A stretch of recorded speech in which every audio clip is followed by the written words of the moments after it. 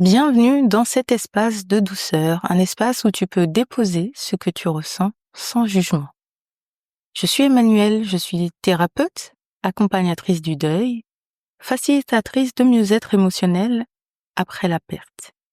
Et aujourd'hui, j'aimerais te parler d'un sentiment qui revient souvent dans les accompagnements que je propose aux femmes en deuil. Il s'agit de la culpabilité. Est-ce que ça te parle ? Alors, c'est quoi la culpabilité concrètement ? La culpabilité, c'est une émotion qui est plutôt complexe et souvent elle va naître en toi lorsque tu as le sentiment d'avoir mal agi, d'avoir manqué à un devoir ou d'avoir causé du tort aussi à une personne.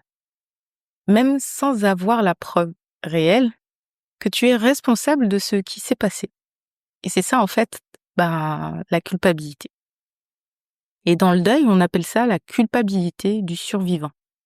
Très souvent, elle est fréquente après la perte d'un être cher, mais surtout, en fait, quand la mort, elle est soudaine, violente, voire injuste. En tout cas, c'est ce qu'on ressent aussi.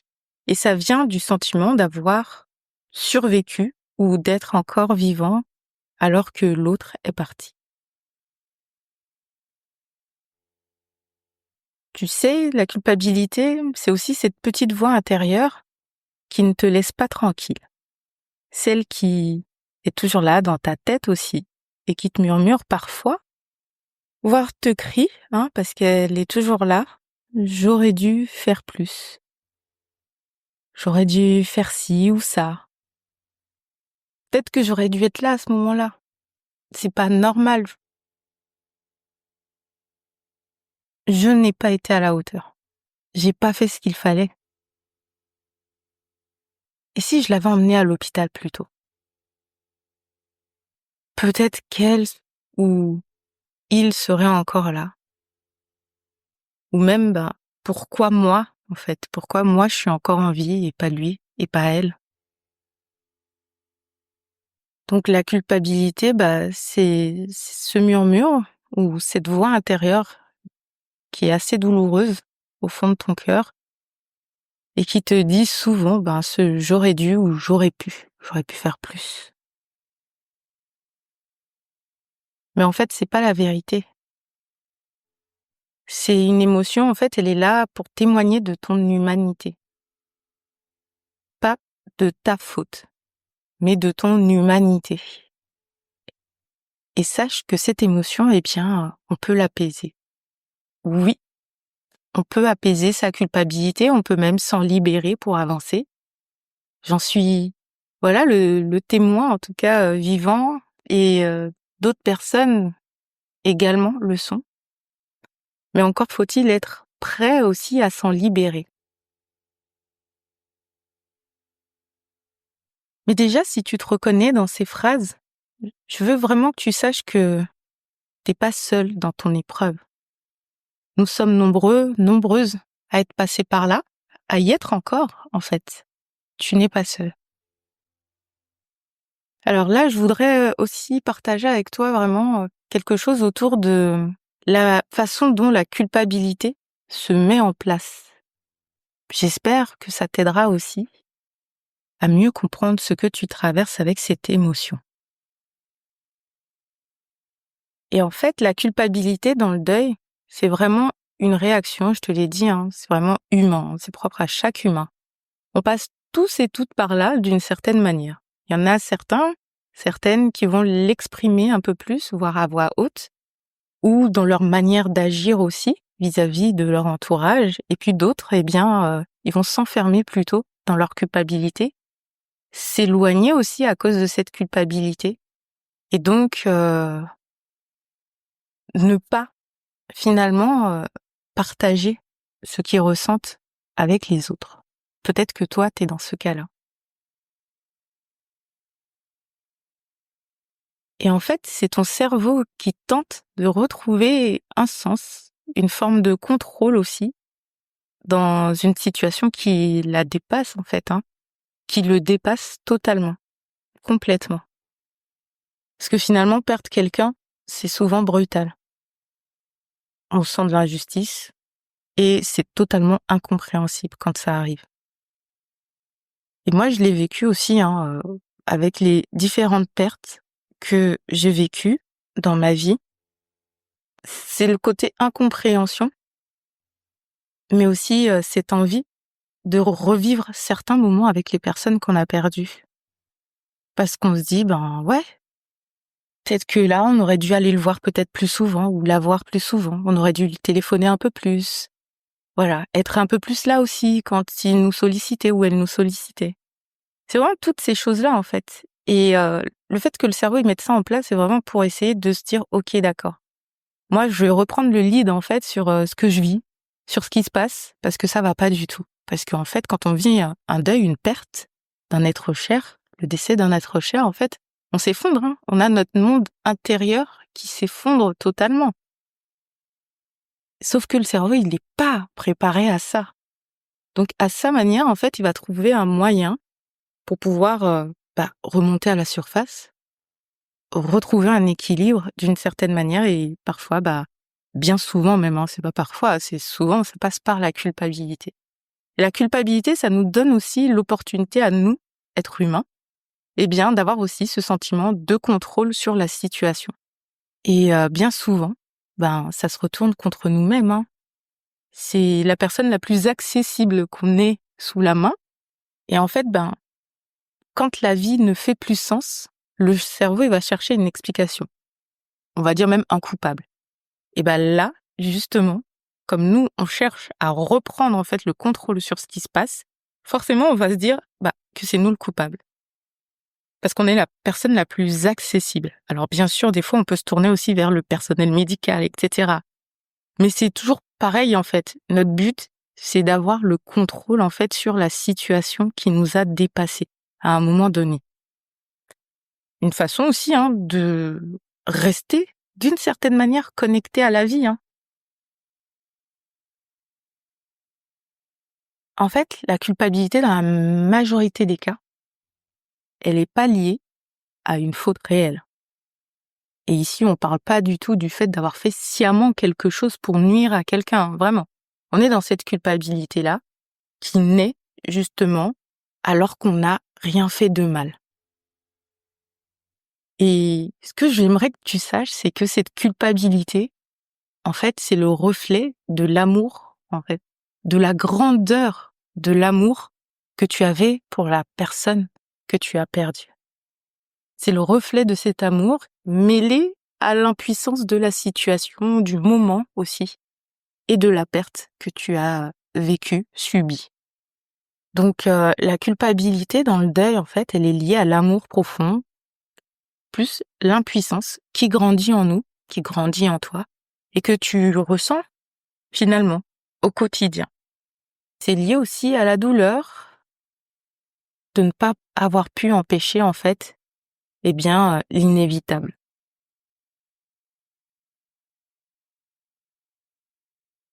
Alors,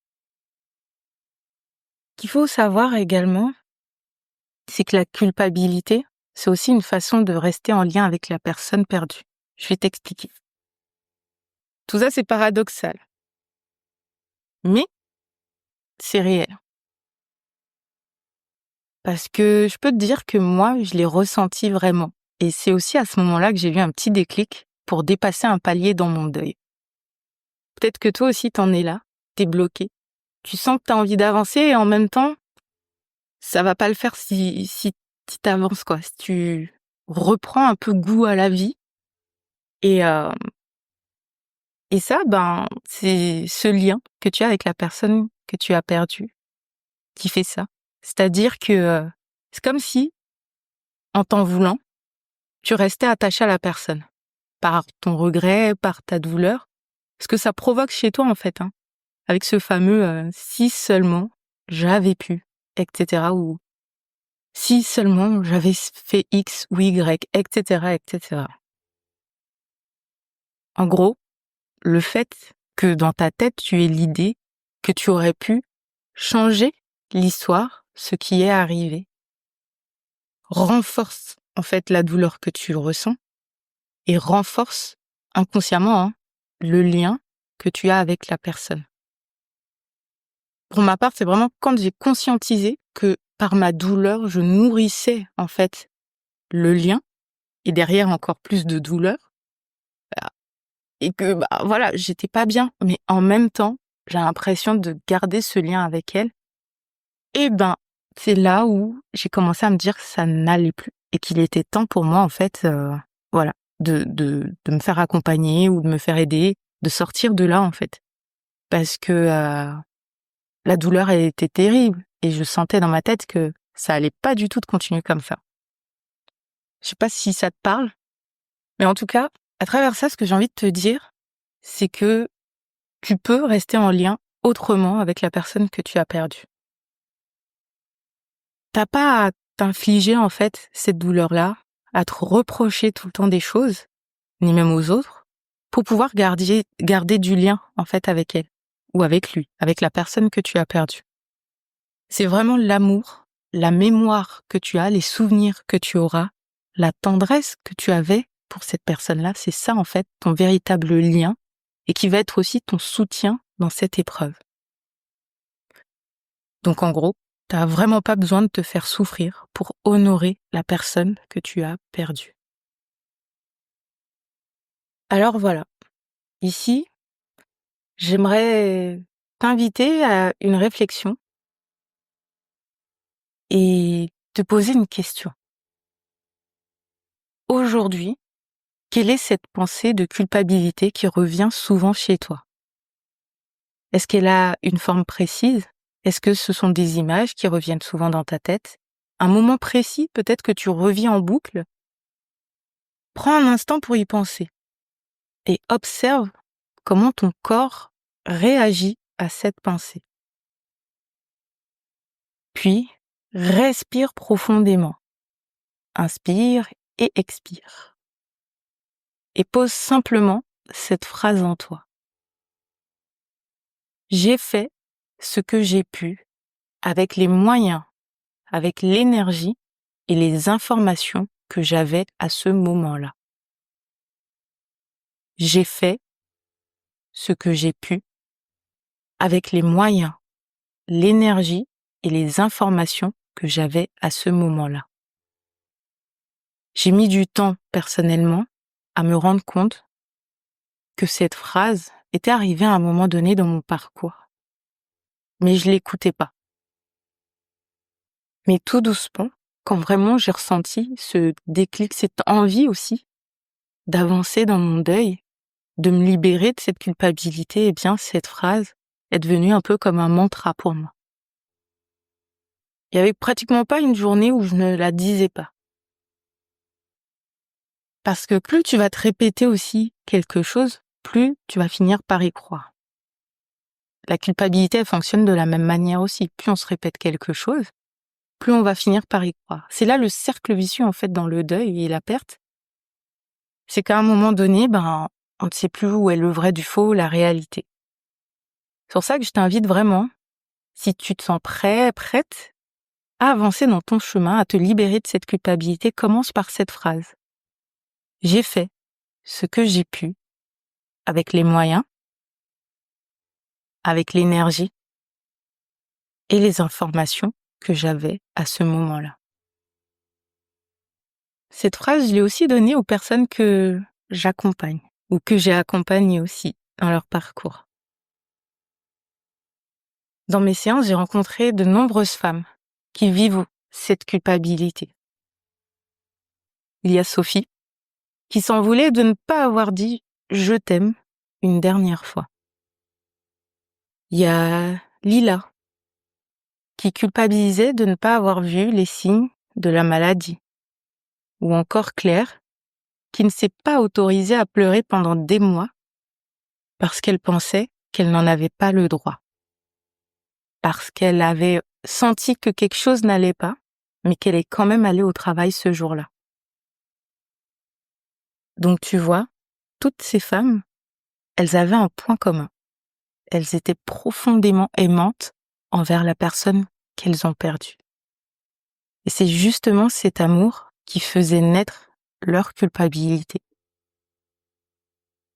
La vérité, c'est qu'elle n'était coupable de rien.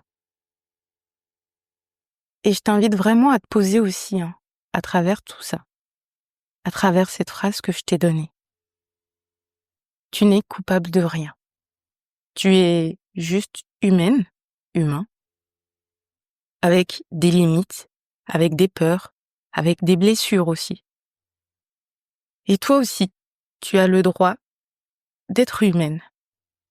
Tu as le droit de ne pas avoir tout contrôlé. Parce que personne ne peut tout contrôler. Et vraiment, je voudrais que tu le saches et que tu l'entendes aujourd'hui. Il y a une partie de la vie qu'on ne peut pas contrôler. C'est ça aussi qui fait la vie. Il y a des choses sur lesquelles on a de la maîtrise, du contrôle. Mais il y en a sur lesquelles on n'en a pas. Je sais que c'est dur. Et quand on est, en tout cas vraiment encore dans sa tristesse, dans ce sentiment de culpabilité ou de colère aussi, c'est difficile de le voir et ça, je l'entends totalement. Mais tout doucement, le chemin se fera. Et j'ai envie de t'inviter à garder, en fait, ton esprit ouvert à la lumière qui va arriver dans ta vie. Ça reste une nouvelle porte, en fait, à ouvrir aussi pour continuer à cheminer dans ta vie.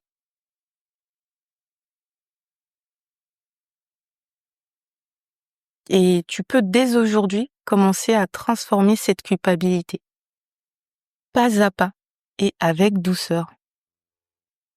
Le plus important, c'est de faire un pas à la fois. Et te libérer de ta culpabilité, ça veut pas dire oublier en fait, ni faire comme si tout allait bien. Là, on n'est pas dans le je fais semblant, tout va bien ou je vais mieux. Non, non, pas du tout. Ça veut dire que tu vas reconnaître que tu es sur un chemin, celui du deuil effectivement, que tu es dans une phase aujourd'hui, mais que tu peux aussi dépasser émotionnellement donc ce que tu es en train de traverser. Et que ce chemin, même s'il est douloureux, il peut t'amener à plus de paix. Parce que se libérer aussi de sa culpabilité, c'est avancer, selon moi en tout cas, sur son chemin de paix. Et ce que tu peux faire aussi, c'est te créer peut-être un rituel de pardon. Oui, je pense que tu vas te dire, mais pourtant elle m'a dit c'était pas ma faute, etc. Effectivement, c'est pas ta faute. Mais comme ton cerveau, il est persuadé que c'est ta faute, parce que c'est pour ça que tu restes ancré et renforce en fait, et tu renforces cette culpabilité. Travailler un rituel de pardon, ça va t'aider justement à démarrer ce chemin de libération de ta culpabilité. Et donc, envoyer un message à ton cerveau, à ton mental, que ça y est, tu es prête ou prêt à avancer. Et qu'il est temps aussi pour lui de lâcher prise, en fait. Donc, de se détendre et d'arrêter de vouloir garder un contrôle sur quelque chose. Donc, il va s'agir pour toi, en fait, finalement, de reprendre le contrôle encore plus consciemment, en fait, sur ce que tu vis et ce que tu traverses. Donc, tu peux créer ce rituel intérieur de pardon. T'écrire une lettre à toi-même ou à la personne que tu as perdue. Si tu ne l'as pas encore fait, je t'invite grandement à le faire et ça fait vraiment du bien aussi. Tu peux aussi lui dire ce que tu aurais aimé faire autrement. Et te dire que ces mots, finalement, c'est comme un cadeau que tu lui offres aussi, d'une certaine manière. Et peut-être que ça, je reviendrai dessus dans un autre épisode. Et je t'expliquerai peut-être un peu plus pourquoi écrire aussi ces mots sont autant libérateurs pour toi que pour la personne que tu as perdue.